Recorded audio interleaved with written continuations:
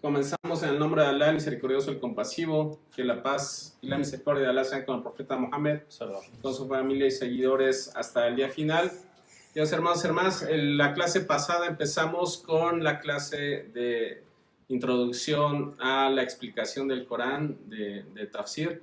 Omar, si quieres pueden abrir estas, como gusten. ¿Sí? Entonces, de lo que vimos la clase pasada, ¿sí? Vimos cuando descendió el Corán sobre el profeta sallallahu alaihi wasallam. A ver, díganme el día, ¿cómo se llama el día en que descendió el Corán? ¿Día de la Hijra?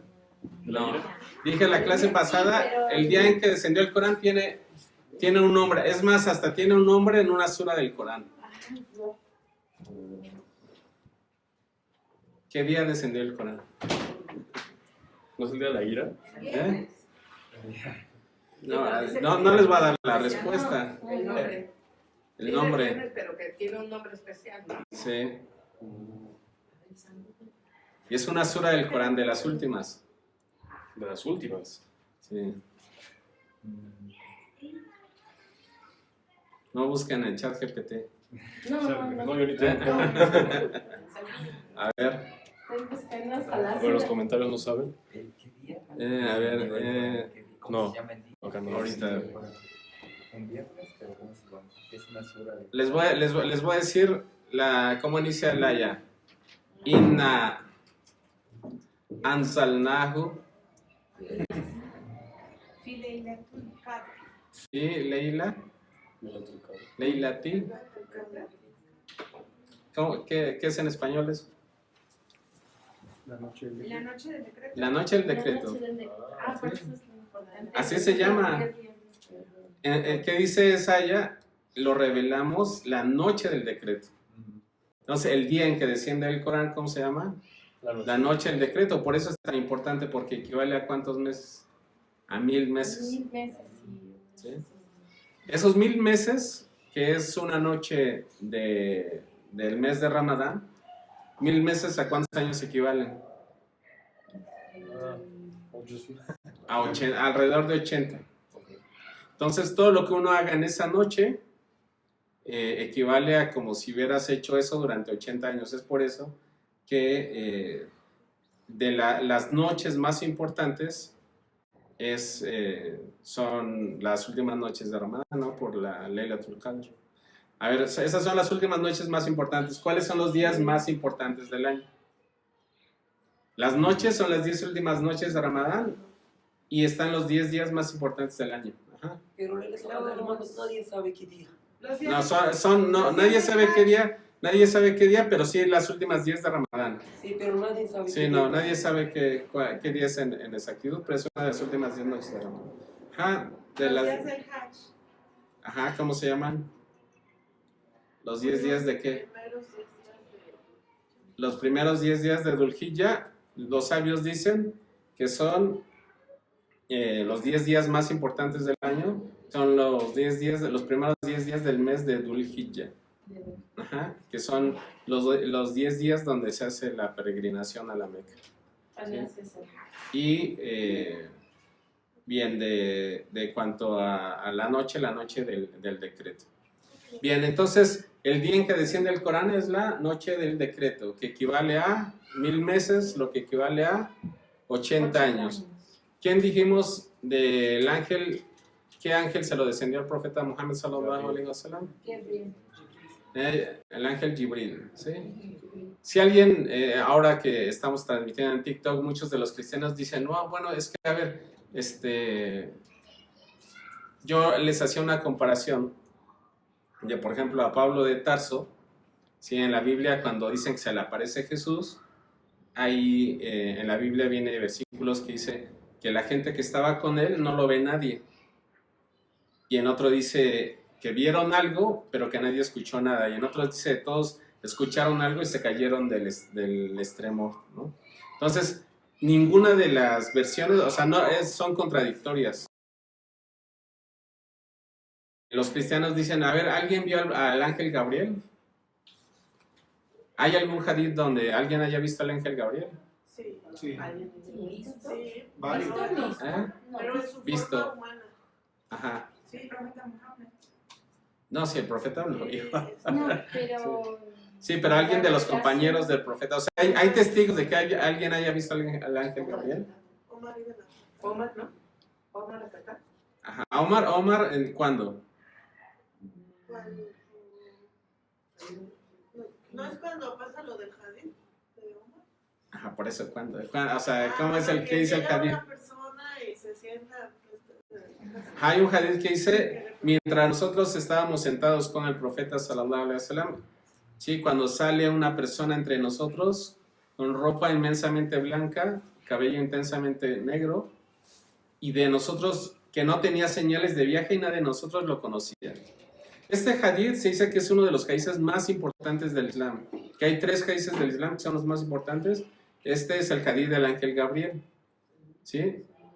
Lo importante de este hadith, ¿cuál es lo importante de este hadith? De que si nosotros analizamos cómo se narra el hadith, Omar dice que entre ellos, dice, mientras nosotros estábamos con el profeta, se presenta una persona con vestidura intensamente blanca, cabello intensamente negro, donde no se le ven señales de viaje.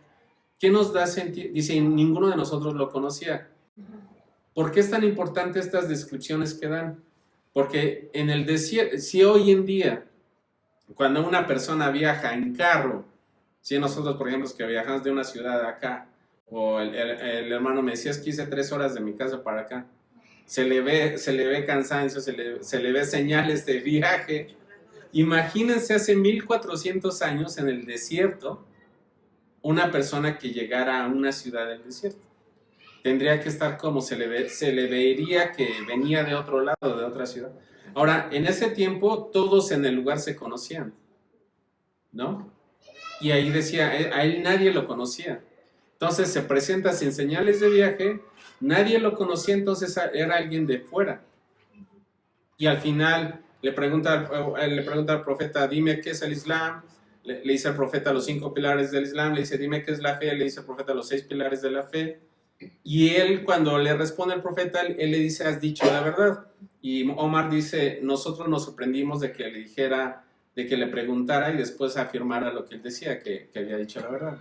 Entonces, al final, le pregunta sobre los signos de la hora y le dice que es cuando una esclava de luz a su señora, o sea que, y compitan las personas desnudas en la construcción de altos edificios. Le dice, dime qué es la perfección, y le dice que adores a Dios como si lo vieras, ya que no lo ves el TV. Y al final el profeta le dice a Omar, ¿sabes quién era él? Y le dice, no. Le dijo, era Gabriel que vino a enseñarle su religión. En otros hadices también narran los compañeros de que Gabriel vino con el profeta sallallahu alaihi wasallam en el Ramadán. Venía cada Ramadán a repasar el Corán con él, y en el último Ramadán vino 2 veces a repasar el Corán con el profeta sallallahu alaihi wasallam, ¿sí? La clase pasada también hablé, sé que hay algunos que no estuvieron, pero la subí a internet, ojalá la hayan escuchado. Si no la escucharon, dicen los sabios que el profeta fue profeta al revelarse esta aya y se convirtió en mensajero al revelarse otra. ¿Cuál es lo primero que se desciende del Corán? ¿Cuál es la primera aya que se desciende del Corán? Cuando Dios le dice, Iqra, recita. ¿Sí? Dicen los sabios, ahí el profeta se convierte en profeta, y cuando le dice a Alá en el Corán, Ya yuhal muddafir kum fa'andir, o tú que te envuelves en el manto, kum fa'andir, levántate y advierte. Ahí dicen que a partir de ese momento él se convierte en mensajero. ¿Cuál es la diferencia entre profeta y mensajero? A ver, ¿sabes, Antonio? Javier, No. una hermana. ¿Cuál es la diferencia entre profeta y mensajero? Los mensajeros no siempre son profetas, por ejemplo, pero los profetas normalmente siempre son mensajeros porque el que sí. Al revés. Sí. Al revés. Porque reciben el mensaje y además les llega directamente y les llega la indicación de comunicarlo.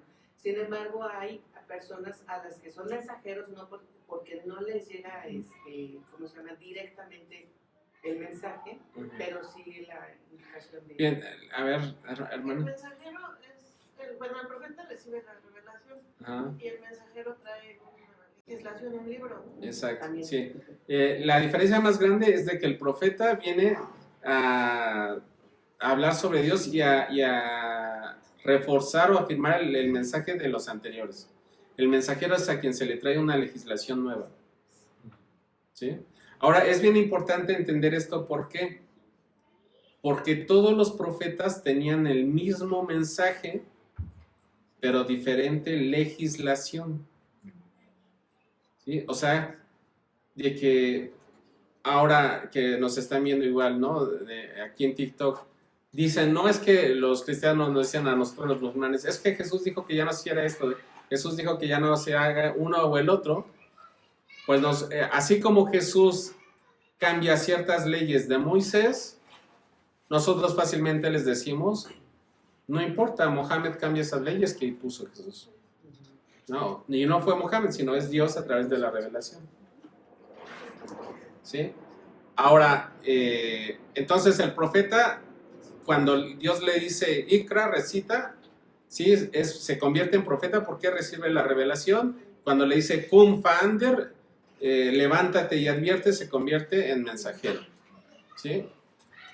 Dijimos que la revelación del Corán es de dos tipos. Hay revelación por causa y hay revelación ibtidai, que no tiene una causa específica de ser. ¿Sí? Hay revelaciones de que por una causa se revela el Corán y no ciertamente tenía que haber alguna causa para que se revelara algo del Corán. Bien, el Corán es Meki y Medani. Las suras de Meca, ¿cuáles son las suras de Meca y cuáles las suras de Medina? ¿Es por el lugar donde se reveló o porque es...? Sí. No es por el lugar por donde se reveló. ¿Sí? Las suras de Meca son porque se revelan antes de la migración a Medina. Pero cuando el profeta de Medina va a Meca, por ejemplo, en el último sermón de despedida, se revelan ayas que dice Al-yom akmaltu lakum dinakum wa atmamtu alaykum ni'mati wa raditu lakum al-islam dinan, ¿sí? Hoy completé mi bendición sobre ustedes, la práctica de adoración que he aceptado para ustedes, ¿sí? Está completada y acepté el Islam como su religión. Entonces, Esa se revela en Meca, pero se le considera de medinense. Por el tiempo. Sí, o sea, el tiempo que el profeta, acuérdense, el profeta, la paz con él, estuvo primero en Meca y después emigra a Medina. Todo lo que sea revelado después del tiempo de la migración de Meca, aunque sea en Medina, pero el profeta haya ido a Meca, se le considera medinense. ¿Sí? Y también la clase pasada hablamos de las diferencias entre las suras de Meca y las suras de Medina. Las suras de Meca son suras cortas, sin tanto detalle. Las suras de Medina son suras donde se habla de la legislación, ¿sí? De todo lo relacionado a leyes, ¿sí? Más que nada las leyes. Bien, esto es un pequeño resumen, hablamos de más cosas, pero ya para continuar en esta clase. Perdón, aquí. ¿Sí? Entonces, la última aleya que dice usted, que fue, él estaba en Medina. En Meca. En Meca, perdón, sí. él estaba en Meca. Pero se considera medinense por el tiempo de la migración a Medina. Que esa ya se reveló en el tiempo de la migración a Medina. O sea, todo lo que se haya revelado después es antes de Meca, bueno, antes de Medina o después de Meca, ¿no?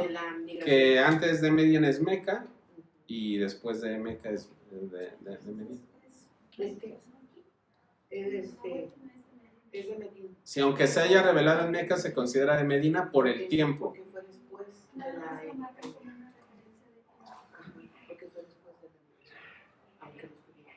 Bien, el orden del Corán, vamos a hablar ahora en el nombre del orden del Corán. El orden del Corán tiene tres niveles. El orden de las palabras, el orden de las aleyas y el orden de las suras. ¿Sí? Ahora, esto que estamos leyendo, esto lo hizo el Sheikh Uthaymin, rahimahullah, es uno de los grandes sabios de este tiempo. Y mashallah, él hizo un libro de introducción al tafsir del Corán, y estas reglas son las que él puso en ese libro. Nuestro hermano Isa García, él tuvo la fortuna de ser estudiante de él allá en Meca antes de que falleciera. Yo llegué a Arabia como un año después de que él falleciera. Es de los grandes sabios de este tiempo. Bien, él dice, el orden de las palabras es, hay consenso de eso, ¿sí? Es prohibido alterar las palabras del Corán, ¿no? O sea, no es permitido que, ¿cuál es la primera ayah del Corán después de Bismillah? O sea, bueno, decimos Bismillah, ¿no? Entonces no es permitido que tú digas Bismillahi, Rahim a Rahman. O sea, ahí estás cambiando el orden de las palabras, ¿no? Cada ayah está en su lugar dentro de la sura. Esto también está establecido por texto y por consenso y es obligatorio. O sea, es decir, no se puede decir Maliki Yawmiddin, Ar-Rahman y Rahim. O sea, ahí es la segunda ayah de Al-Fatiha es Ar-Rahman y Rahim, Maliki Yawmiddin. No puedes decir una antes y después de la otra, ¿no? En Bukhari se relata que Ibn Zubayr le preguntó a Uthman sobre el ayah que dice: quien de ustedes mueran y dejen esposas, una disposición para ellas, provisión por un año sin que sean expulsadas. Dijo que fue abrogada por el ayah: y quien de ustedes mueran y dejan esposas, ellas deberán esperar 4 meses y 10 días. Y que esta viene antes de la recitación. Entonces le dijo: ¿por qué le escribiste? Y Uthman le dijo: sobrino mío, no cambiaré nada en su lugar. O sea, este hadith muestra de que ellos sabían el orden de las ayas. Ahora les voy a leer un hadith bien importante, que esto es también como una prueba, que está en Musnad del Imam Ahmed.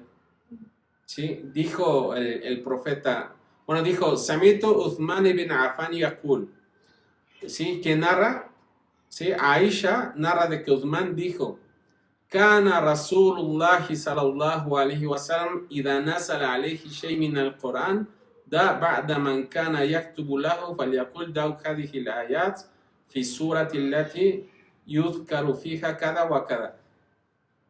Aisha narró que Uthman dijo: cuando el profeta sallallahu alayhi wa sallam recibía la revelación, él llamaba a los escribas y decía: coloquen estas ayas en la sura donde se menciona tal y tal. O sea, este es un hadith, es una prueba fehaciente de que el profeta sallallahu alaihi wasallam en vida enseñó a sus compañeros el orden de las suras del Corán. Está en Tirmidhi, está en Musnad de Imam Ahmed y también de Abu Daud. Sheikh Al-Albani dijo que todos los transmisores eran fiqat. La pregunta viene aquí, en el Nuevo Testamento, ¿dónde se presenta eso? ¿Sí? A ver, alguien del Nuevo Testamento, hay 3 hermanos que estuvieron en el curso, no sé si estaba Omar ese día, pero yo les dije, del Nuevo Testamento, tienen el Evangelio de Mateo, Lucas, Marcos y Juan. Dentro de esos 4 evangelios, los historiadores dicen que cada escritor del evangelio tenía sus propias fuentes. ¿Sí? Decían que Mateo tenía una fuente, que Lucas tenía otra fuente, que Juan tenía... Fíjense, una de las fuentes de Juan dicen que se llamaba uno del libro de los sermones. ¿Sí? Pero ninguno de ellos tiene un dicho donde Jesús diga: Jesús me dijo a mí, escribe esto o el otro. ¿Sí? O sea, no hay. Y como lo mencionaba la vez pasada, en los evangelios, ¿sí? La primera vez que se dice que un evangelio pertenece a tal nombre son 180 años después de los evangelios. Por eso cuando se leen los evangelios dicen evangelio según San Mateo, San Lucas o San Juan. cuando hay discrepancias grandes en quién los... Primero, fíjense, hay discrepancias en quién los escribe. Por eso dicen según San. ¿Sí? Y bueno, entraríamos en una discusión grande en hablar sobre todas las discrepancias que hay dentro. Ahora, cuando hablen con alguien que nos cuestiona acerca del Corán de la Sunna, ¿sí? Porque los cristianos dicen, no, es que ese hadith, el Islam está equivocado por esto, por el otro, pero quien tiene la fortuna de haber leído los hadices, se dará cuenta que la imagen que te presentan del profeta sallallahu alaihi wasallam es la misma. Te presentan a una misma persona, con la misma personalidad, su mismo carácter. Y los evangelios te presentan a dos Jesús diferentes. Por eso hay algo que se llama evangelios sinópticos, que son Marcos, Mateo y Lucas, y el evangelio de Juan. El evangelio de Juan lo ponen aparte, porque en el evangelio de Juan se maneja una cristología muy avanzada, donde se presenta en todos momentos a Jesús como Dios. Y en los evangelios sinópticos no. Los evangelios sinópticos te marcan los mismos eventos que van más o menos iguales, pero el evangelio de Juan te presenta cosas que Jesús dijo que ninguno de los otros evangelios presentan, que serían algo muy importante, ¿no? En la Sunna no, en la Sunna vas a ver que tenemos miles de libros, miles de dichos del profeta, tenemos cientos de libros de Sunna, pero se presenta a la misma persona, al mismo profeta, ¿sí? No se presenta a alguien diferente. Entonces, esto es la importancia de la Sunna.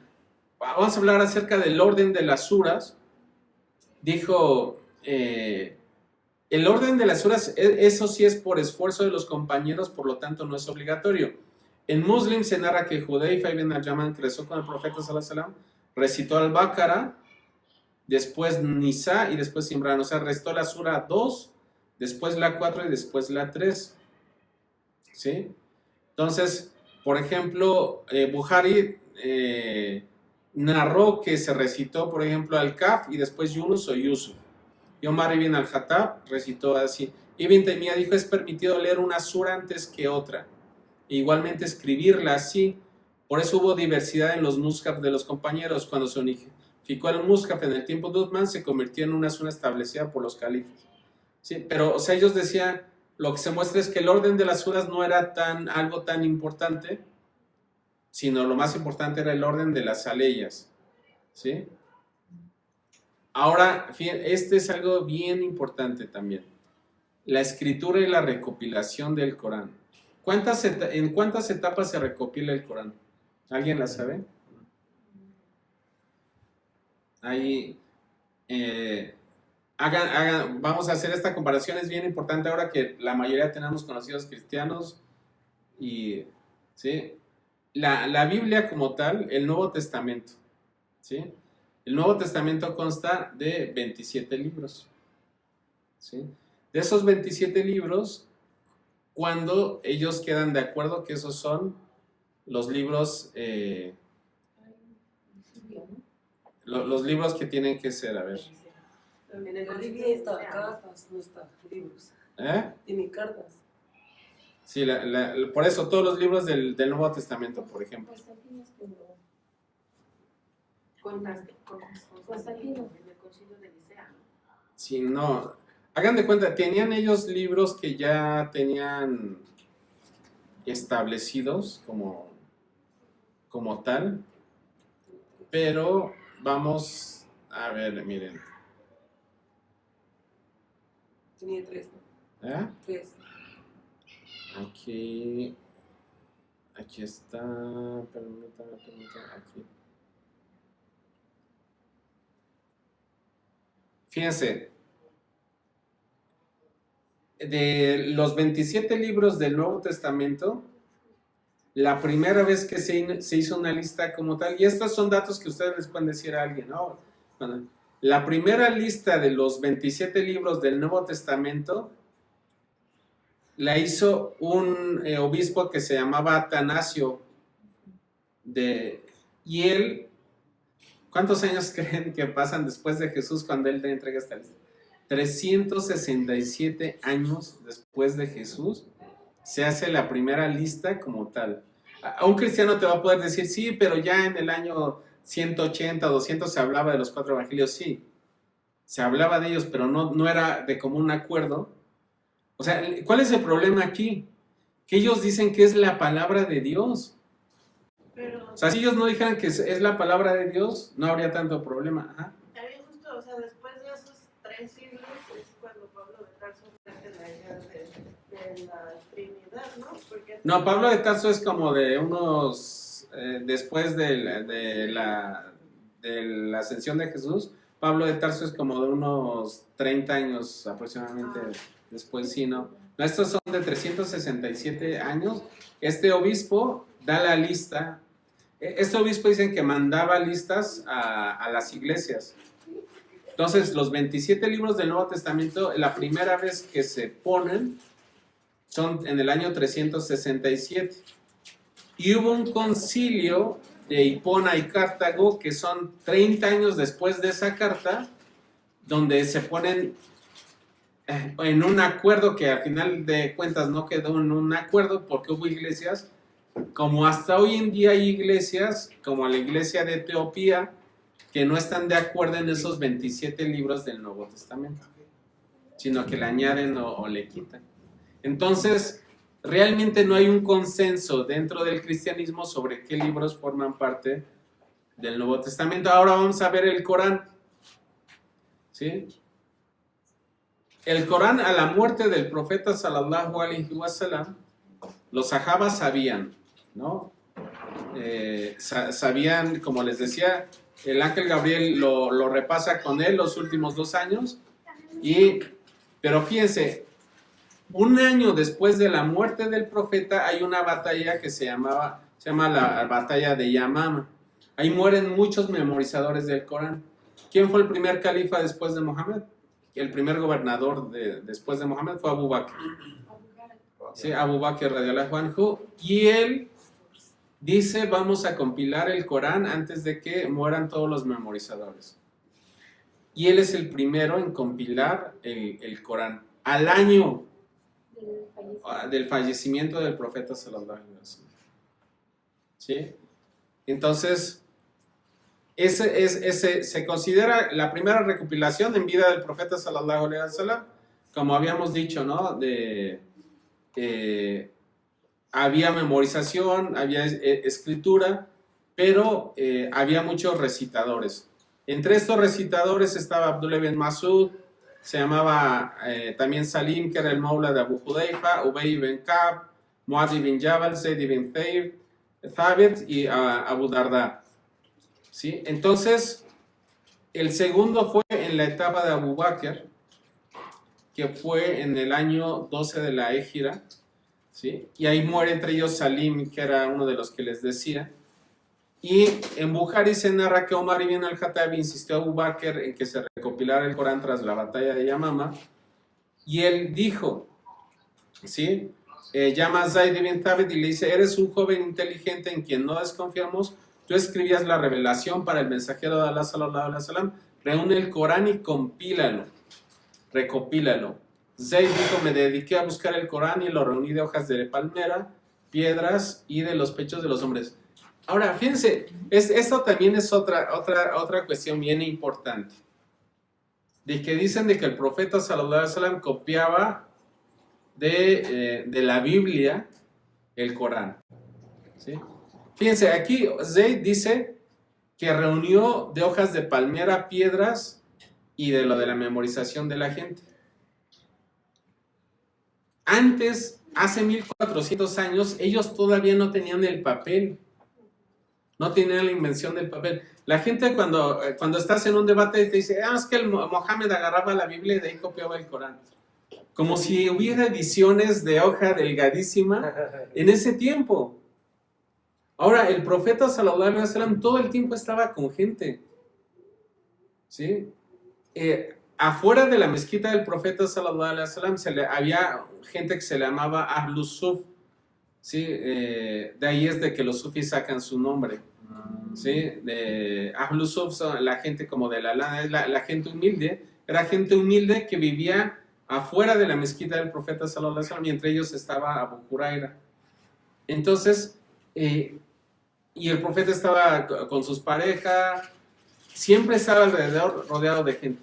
Para que él tuviera una Biblia mini, con hojas súper delgadas, ahora hasta los mismos orientalistas, no hay ninguna prueba histórica de que hubiera una Biblia en ese tiempo en árabe, antes del profeta sallallahu alaihi wasallam. Una traducción Aparte que no sabía leer ni escribir, para hacerlo.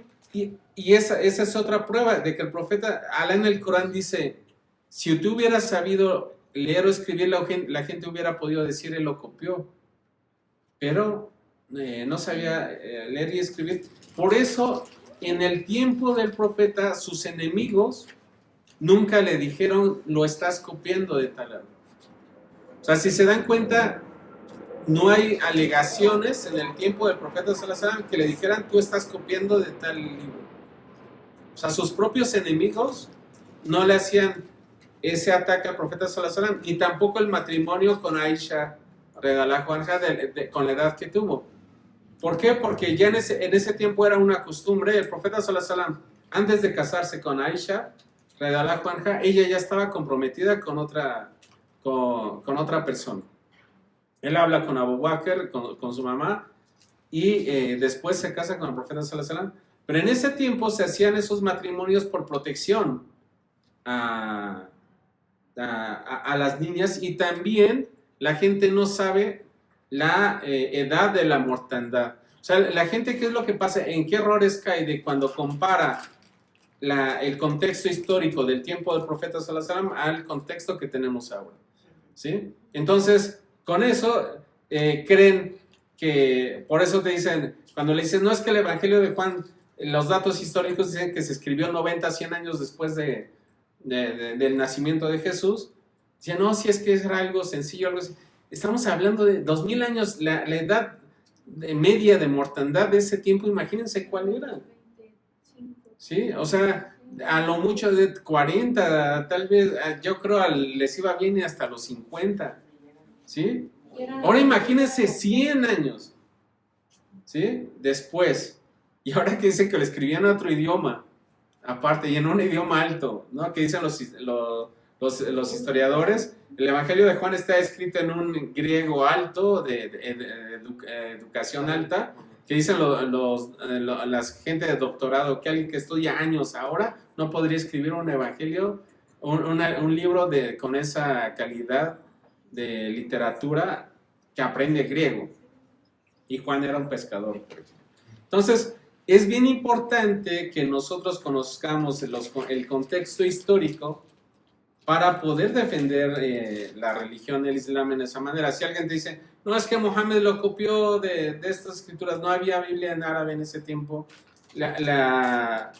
se escribía en pergaminos, se escribía en piedra, se escribía en pieles, donde ocupaban grandes volúmenes. El profeta sallallahu alaihi wasallam no sabía leer, no sabía escribir, siempre estaba rodeado de gente, ¿sí?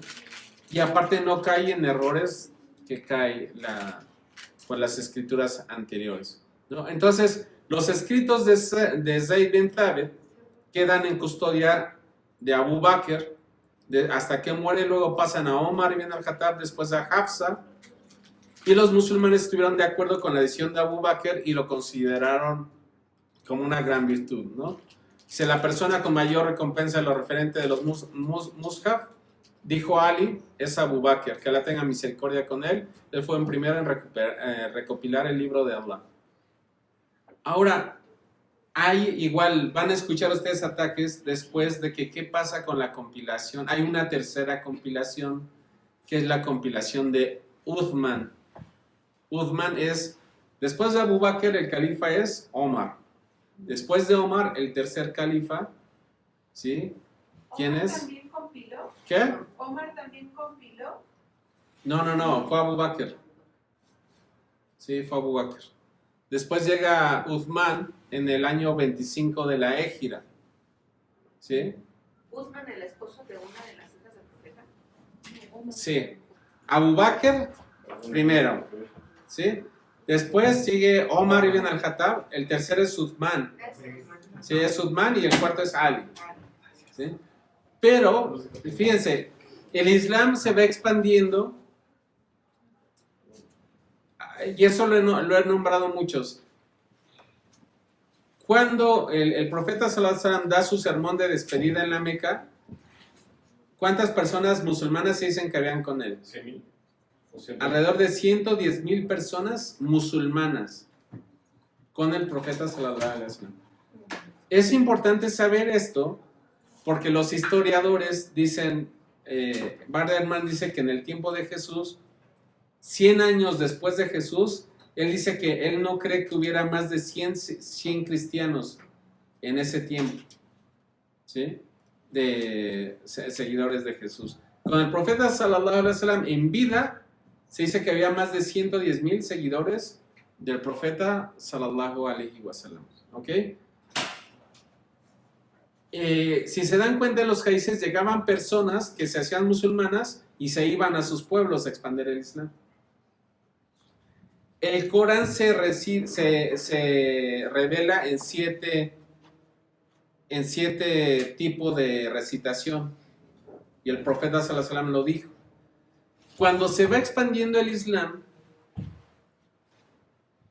si tú no tienes un control en enseñarle a la gente, pues la gente empieza a inventar cosas y adaptar el Islam a sus enseñanzas.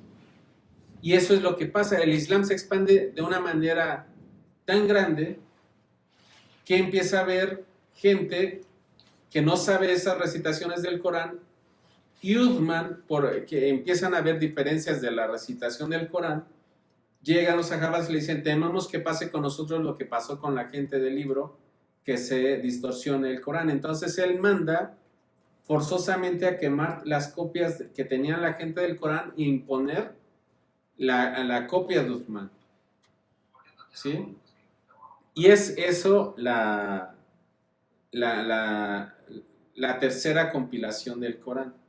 Dice, se narra en Bukhari que Hudayfa ibn al-Yaman regresó de las conquistas de Armenia a Azerbaiyán. Fíjense, aquí es un ejemplo de este hadith. Viene de Armenia a Azerbaiyán. ¿Saben la distancia que hay de lejanía de la península arábiga hasta allá? O sea, el Islam se había expandido bastante. Y llega alarmado por la diferencia de la lectura. Dice, oh emir de los creyentes, socorre a esta comunidad antes de que se discrepen sobre el libro como discreparon judíos y cristianos. Uthman pidió a Hafsa que se le enviara la compilación de Abu Bakr para copiarla en mushaf oficiales, y ella se las envió. Y Uthman nombró un comité de Zayd bin Thabit, Abdullah bin Zubair, Sa'd bin al-As y Abdurrahman ibn al-Harith, y les dijo, si difieren tú y los Quraysh en algo del Corán, escríbanlo con el dialecto del Quraysh, pues fue revelado en su lengua. O sea, con el tipo de las recitaciones, ¿sí? Y esto fue la recopilación de Uthman. Los cristianos dicen, Ibn Masud no estaba de acuerdo en esta recopilación del Corán. Y hay un dicho de Ibn Masud que él dijo que él no estaba de acuerdo porque él creía que las últimas 3 suras del Corán no pertenecían al Corán. Después Ibn Daud, Abu Daud en su libro sobre la compilación del Corán pone que terminan en un acuerdo con Ibn Masud de que sí. Cuando tú hablas a un cristiano con esto, ellos creen, a ver, ¿alguien conoce las 3 últimas suras del Corán? Sí, Es una página, son sí, es Ikhlas, Falak y Nas. Sí, porque decían, son las 3 últimas, hasta mi hijo de 5 años se las sabe esa sura, ¿sí? Entonces, creen que por haber esta discrepancia, ya el Corán está corrupto. Dice, no, es que Ibn Masud decía que no era parte del Corán y le agregaron esas partes del Corán. Es una sola página que todo el mundo sabe cuáles son y no hay ningún cambio de texto ni cambio de sentido dentro del Corán, ¿sí? Entonces no se puede alegar que digan que es un cambio o que es una tergiversación del Corán cuando todo el mundo no disputa acerca de su contenido. Se sabe que eran unas suras cortas Y dijo el profeta sallallahu alaihi wasallam, la tajma ummati ala dalala. Mi comunidad nunca se va a poner de acuerdo en el desvío. ¿Sí? Ahora dijo el profeta sallallahu alaihi wasallam, y esto es bien importante, dijo, el mujtahid, aquella persona que haga todo lo posible para llegar a algo veraz y hizo lo posible, tiene, si está bien, tiene 2 bendiciones. Y si está mal y se equivocó, tiene una bendición. ¿Por qué? Por su esfuerzo. ¿Sí? Entonces, aquí vimos que Uthman hubo un consenso con los compañeros del profeta sallallahu alaihi wasallam y Ali dijo, por Alá, lo que hizo Uthman con los mushaf, lo hizo con nuestro consenso. Vimos correcto reunir a la gente sobre un solo mushaf para que no hubiera división ni discrepancia. Dijimos, excelente lo que has dicho. Musa ibn Sa'd dijo, yo alcancé a la gente cuando Uthman quemó los otros mushaf y todos los aprobaron y nadie lo rechazó. Y en aquí los cristianos dicen, bueno, pero es que, a ver, si dice Dios, si les dijo Dios que iba a preservar el Corán, ¿por qué no lo preservó? Si había tantas diferencias. A ver, ¿qué les responderías, Antonio? ¿Cuáles son las diferencias? Exacto. Primero que me da a entender cuáles son las diferencias de las que está hablando para poder establecer el tema del debate en caso de que sea un debate, pero si nada más me dice, porque su opinión le dice que está cambiado y no me trae una muestra o algo que demuestre su dicho, no hay ni siquiera por qué poder... No, pero lo peor de eso es de que todavía en los debates dicen, pero a ver, ¿cómo no sabemos que del tiempo el profeta Uthman cambió? Cuando sus libros tienen 100 años después. O sea, de esto, y aparte en esto, era alguien que el profeta sallallahu alaihi wasallam le enseñó el Corán directamente a Uthman y a los compañeros que compilaron, y como vimos en el hadith, ¿sí? El hadith, ¿se acuerdan? Les dije, el primer hadith que les dije que Aisha narró, ¿de quién narraba ese hadith? De que el profeta les decía, pongan esta sura y esta allá, ¿dónde y dónde? ¿De quién lo narró a Aisha? ¿Se acuerdan? Les dije, de Uthman. De Uthman. Uthman dice que el profeta sallallahu alaihi wasallam en vida le enseñó a los sahabas dónde poner esa sura, dónde poner las ayas en cada sura. Entonces, por lo tanto, era, pues es algo inútil, ¿no? Discutir acerca de eso. Ahora, hasta hasta los orientalistas, yo puse un video en el TikTok, quienes nos están viendo lo pueden checar. Hay un orientalista que se llama Margin bin Putin, él es holandés. Y él se dedica, es un experto en estudiar la recopilación del Corán. Y tengo un video, que ese video dura una hora, que se los recomiendo ver. Y que él en el video está hablando con alguien igual que no es musulmán. Y dice, realmente, que le pregunta, le dice, a ver, ¿es cierto lo que dicen los musulmanes de que el Corán no ha sufrido cambios? Y él dice, realmente todo concuerda con la compilación de Uthman del primer siglo del Islam. O sea, se tiene, y yo ahorita quien quiera les puedo dar el artículo, donde él tiene no sé si es de Oxford o Cambridge, ahorita se me olvidó, saca un artículo dice la parte divina de Dios o algo así. Él no es musulmán, y menciona la compilación como no ha sufrido, o sea, la versión de Uthman que es completamente íntegra, que concuerda, pues. Pero otra vez no me quedó claro, ¿por qué dijeron que hubo cambios en el Corán entonces? ¿Por qué hubo esta disputa? De Ibn Masud, porque se va expandiendo el Corán y lo van recitando. El Corán se revela en 7 lenguas diferentes. Ajá. ¿Sí? Entonces, les decía, con Mohammed, cuando él hace su última peregrinación, había 110,000 personas con él. Cuando se va expandiendo el Islam, la gente empieza haz de cuenta, yo me hago musulmán, yo te empiezo a enseñar una recitación, y tú después, habíamos dicho que si ves el contexto no había imprenta, no había Biblias, entonces si tú te ponías a escribir el Corán y lo llevabas a tu pueblo, yo cómo iba a estar seguro que ese Corán que tú le enseñes a la gente iba a ser el correcto, ¿sí? Y este compañero de los sahabas llega con Uthman de Armenia y de Azerbaiyán y dice, yo escucho a la gente está recitando otras cosas, ¿no? Digo, por eso, antes de que se corrompa, manda un libro de que todos digan, este es el que tenemos que leer. Okay. Sí, es por eso. O sea, como él era el califa de los musulmanes, imponer una recitación para que no hubiera diferencias en la forma de recitar. ¿Y luego por qué dijeron entonces que las 3 últimas suras fueron De un dicho de Ibn Masud, que él no veía que formaran parte del Corán. ¿Pero por qué? Porque él creía, hagan de cuenta, hay muchos hadices de donde les llegaron a algunos sahabas y a otros no.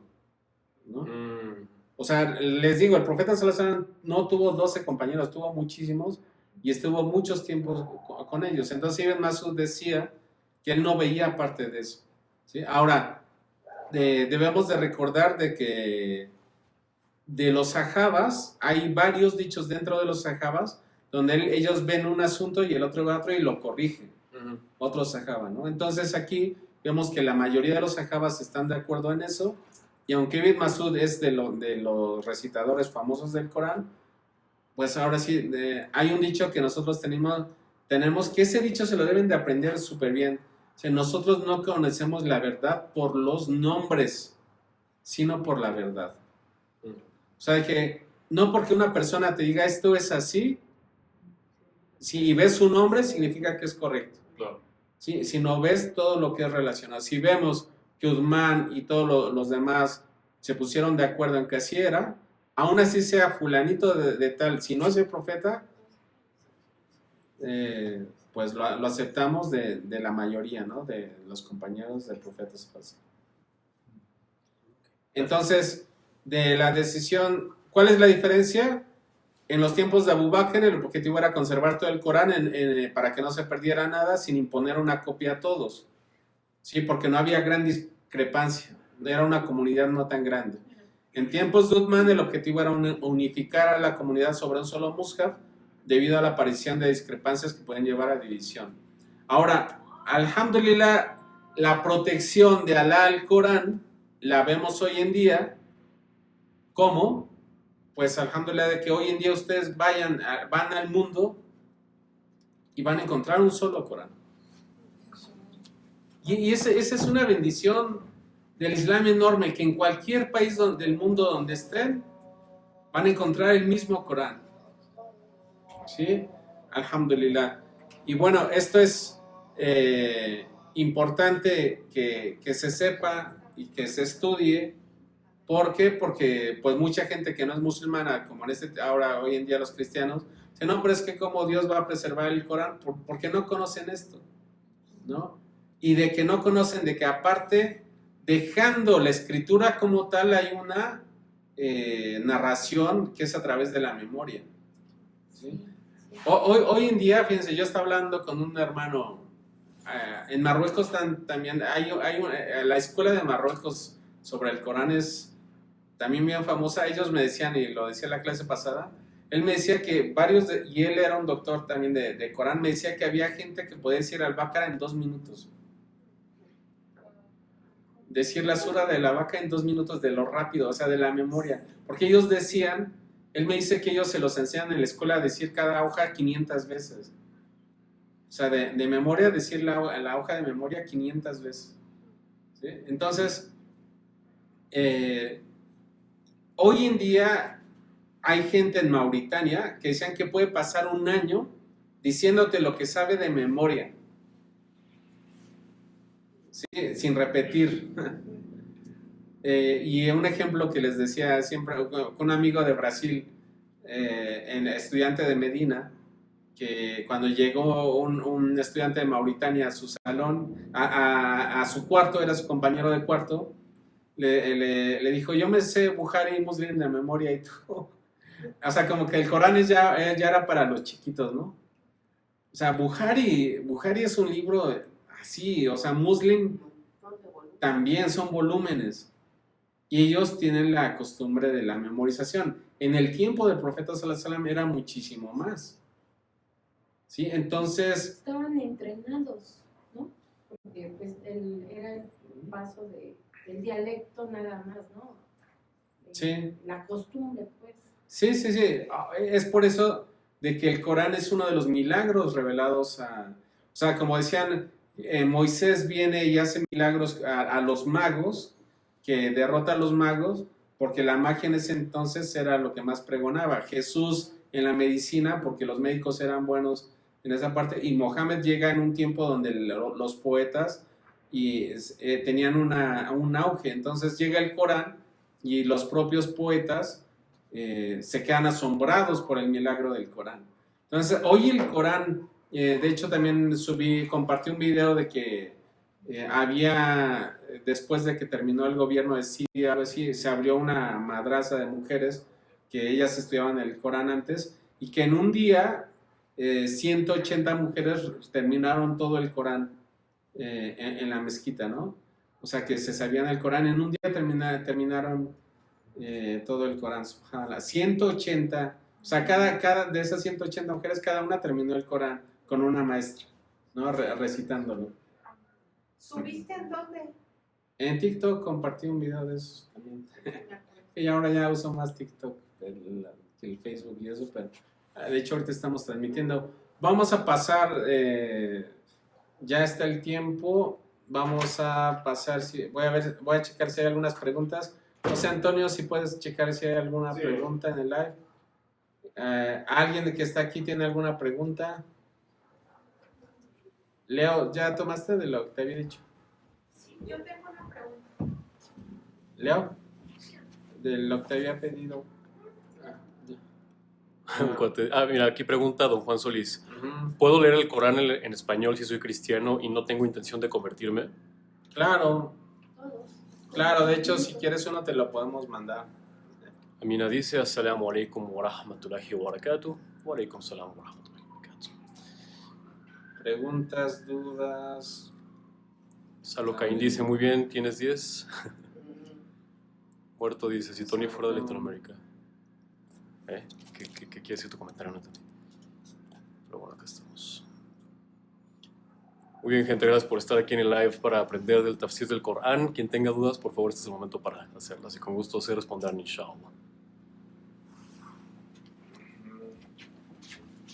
Se movió este. ¿Ah? Se va a caer. Gracias. Estamos viendo si hay alguna pregunta. Si lo mismo que el Nuevo Testamento en los primeros siglos se transmitía oral. Bueno, pues, a ver, Gabriel, si tú tienes eso de donde se diga y una cadena de transmisión que no la tienen, por ejemplo, la cadena de transmisión que presentan del Evangelio de Juan, dicen, por ejemplo, de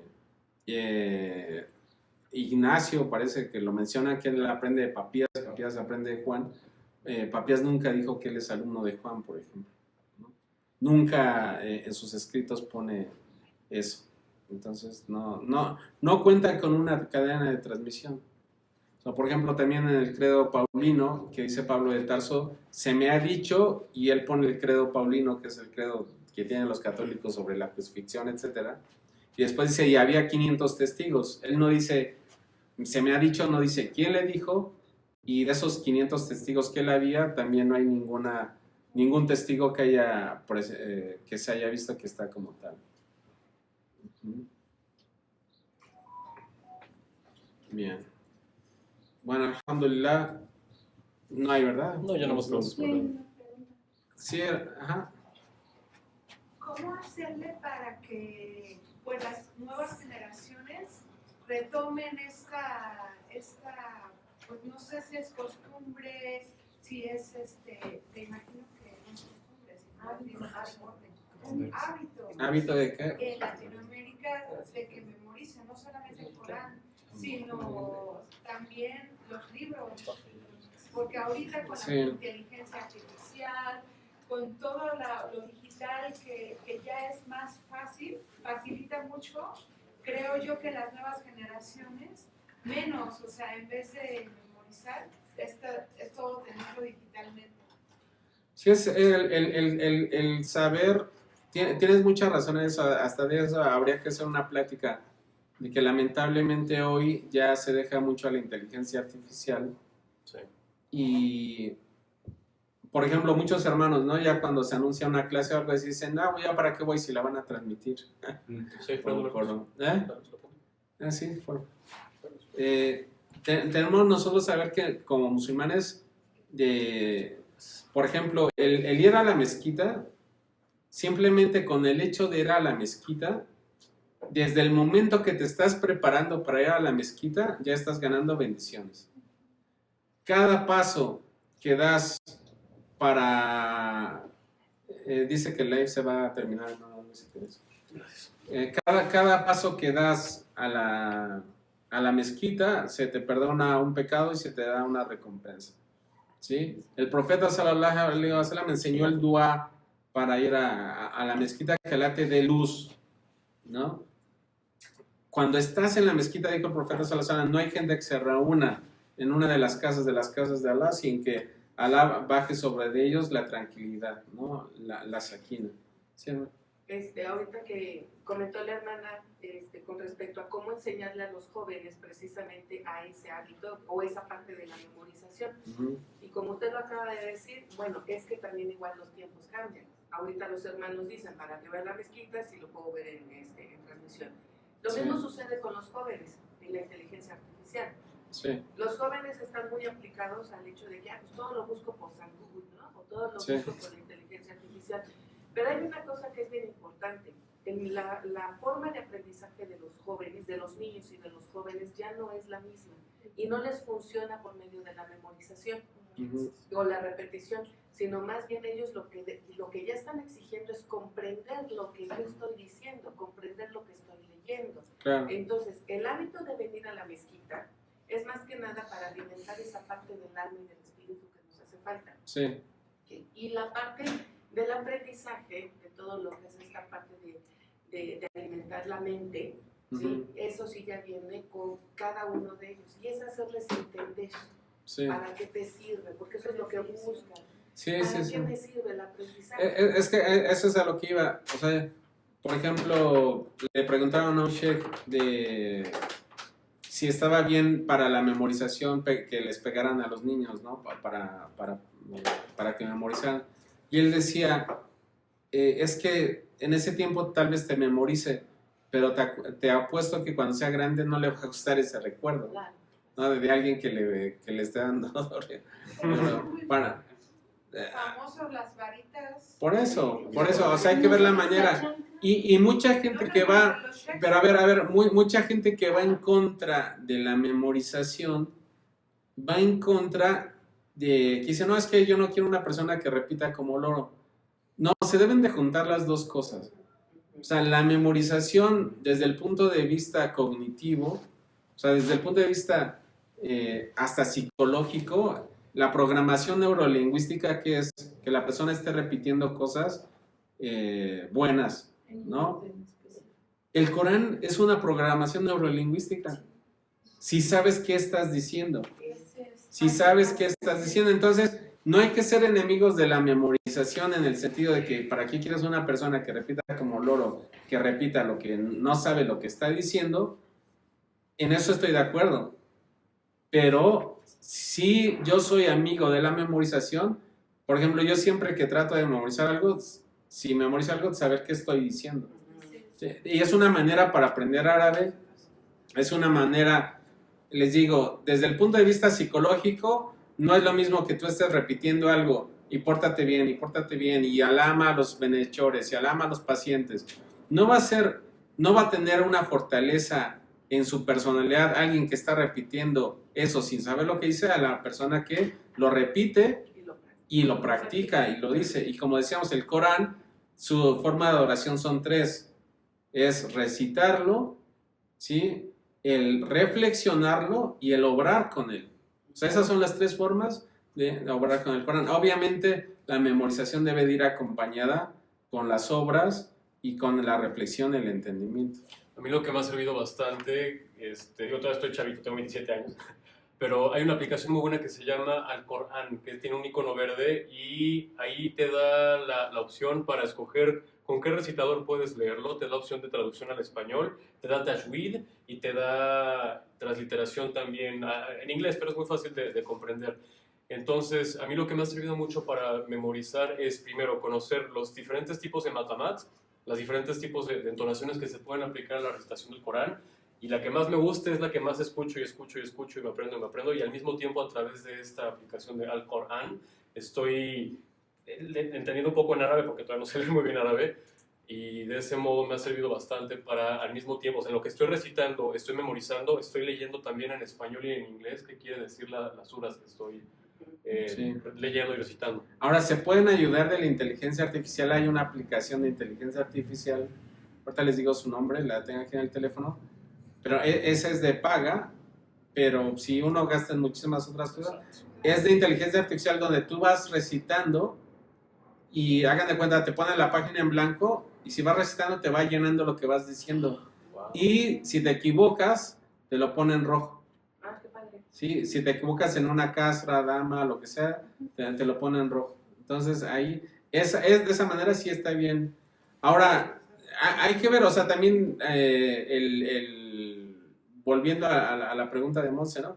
El hecho de poner, dicen igual que no se te queda lo que estás estudiando a leerlo de un libro, a leerlo de algo electrónico, porque también lo electrónico estimula tu cerebro. Si a eso le echas aparte las notificaciones, o sea, si tú estás estudiando y tienes tu teléfono lleno de notificaciones, Sí. te van a estar distrayendo a cada rato, pues no. Hay que ponerlo en modo avión. Entonces, ahora, ¿cuál es una forma de incentivar a los jóvenes de que memoricen y demás? También dándoles el ejemplo, ¿no?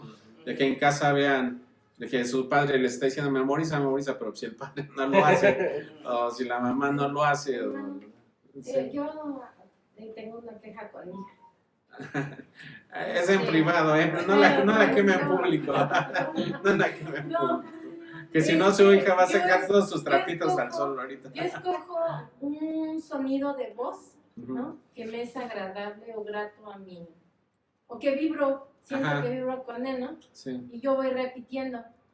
Pero, por ejemplo, me dice, es que no lo puede poner en la madrugada, mamá, porque yo me despierto, ¿no? Pero le digo, Ajá. pero es que es mi sentir, ¿no? Y Sí. tal vez para mí tiene una intención, ¿no? Ujú. Pero en los jóvenes o sea, fomentar que si uno lo hace y ellos no sigan, es difícil. Es difícil Claro. porque es cultural, tiene que ser armonioso y tiene que ser contagioso, ¿no? No, pero es que aparte del medio ambiente, hermana, o sea, lo social, el entorno donde nos desarrollamos, invita todo a lo mundanal, o sea, todos los contenidos de las redes sociales, los contenidos del internet, a lo que menos invita es a la espiritualidad. Ajá. Entonces nosotros tenemos que luchar contra todo eso. Y es por eso la importancia de que, por ejemplo, si hay un evento, si hay una actividad, o sea, también dentro de las comunidades, de que no solamente hacer pláticas, hacer clases, sino también hacer salidas, hacer convivios, de acuerdo a cada edad. Y si la comunidad no las tiene, pues uno dar el primer paso a decir, bueno, pues yo las fomento, yo trato de hacerlo, ¿no? Para que esto suceda. ¿Iba a tener alguna pregunta, hermano? ¿Iba a decir algún comentario, hermano? No, o sea, las obligas. Había alzado la mano. Sí. Pues sí, nada más pues comentar y hacer referencia que el hecho de memorizarlo no te implica o no te obliga a hacerlo en un tiempo corto, sino podemos tomar una ley y recordarla durante a lo mejor una semana, 15 días, un mes, Claro.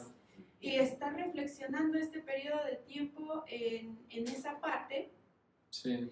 Y ya cuando tengamos el sentimiento, la vamos memorizando y todo, ya cuando quede bien afianzado, entonces pasar a otro Ujú. y paulatinamente, digamos, recordamos 3 y regresamos a la primera para poder refrescar el conocimiento. No necesariamente es aprendernos el Corán en un mes Claro. o en un año y tenerlo aprendido todo completamente, porque no lo vamos a sentir, no lo vamos a razonar, ni lo vamos a vivir de esta manera, sino tomarnos las cosas con su tiempo para poder afianzar el conocimiento y también poderlo practicar en nuestro día a día. Sí, de hecho, yo lo que quiero hacer en estas clases de tafsir es hacer lo que hizo Ibn Masud, que él dijo, nosotros no aprendíamos 10 ayas, sino saber por qué se revelaron, a quién se les revelaron y después cómo obrar con ellas, ¿no? O sea, yo lo que quiero es hacer, aunque vayamos poco a poco, y algo que me incentivó mucho a empezar estas clases es de un sheikh que estaba escuchando una plática que decía que él se encontró en una mezquita con el alumno de otro sheikh y le dijo que estaba hablando de la constancia, que le dijo, es que fíjese, Sheikh, nosotros estuvimos años con nuestro Sheikh que estudiábamos solamente media página del Corán, pero ya llegamos a más de la mitad, alhamdulillah, ya van más de la mitad nada más con eso, ¿no? Entonces, es eso, o sea, a veces, como dijo el profeta sallallahu alaihi wasallam, que a Allah le gustan las cosas que hagas, aunque sean pequeñas, pero que sean continuas, ¿no? Muchas veces nosotros, ¿qué hacemos en Ramadán? Que no absorbemos todo el Corán, pero ya después de Ramadán, ¿qué pasa? No, la gente se lo olvida. O igual, de las mezquitas en Ramadán se llena, y después de Ramadán, no, igual, se va. Hay que tratar de ser constantes, poco a poco, y saber de que si recaes o si te hace falta algo, regresar de nuevo. Voy a responder el comentario de Gabriel. Decías que en Lucas, ¿no? Dices Lucas 1:1. Lucas de 1 a 4 es un ejemplo de lo que yo decía. Lucas de 1 a 4 dice, yo a través de una investigación escribo a ti, excelente Teófilo, que los mismos historiadores cristianos no saben a quién se refiere cuando dice Teófilo, dice, y te lo pongo aquí, de la gente que fue testigo. ¿Cuál es el problema de esto? De que Lucas no pone sus testigos. No dice quiénes. En cualquier libro yo puedo decir, yo escribo esto con los testigos, pero si yo no los pongo y no hay gente que corrobore esto, ¿cómo sé que esos testigos existen? No hay fuentes cruzadas de esos testimonios, que ahí es a lo que nos referimos. En los evangelios no hay fuentes cruzadas de lo que dicen, de todos los actos que pasaron. Que la paz y las bendiciones de la con el profeta Muhammad, con su familia, seguidores hasta el día final. Nos vemos el próximo viernes. Assalamu alaikum wa rahmatullahi wa barakatuh. Nos vemos luego.